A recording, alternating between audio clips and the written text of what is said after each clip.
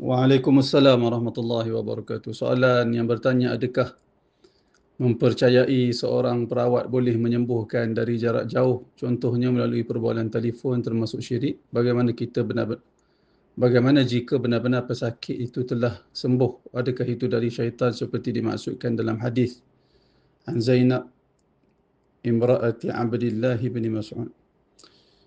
Baik, soalan tentang menjampi dari jauh, saya wallahu alam, saya tidak tahu.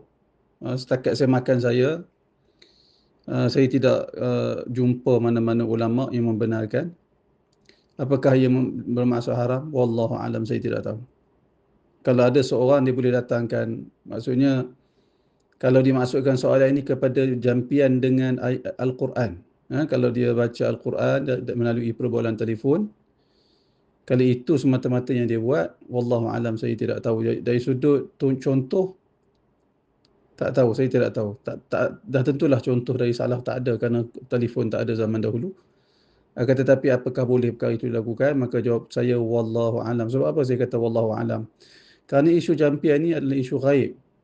Oleh kerana itu saya cenderung memegang pandangan ulama yang mengatakan jangan diluaskan isu perkara-perkara yang berkait dengan jampian. Jampian yang asal pesakit dan penjampi mesti ada berhadapan.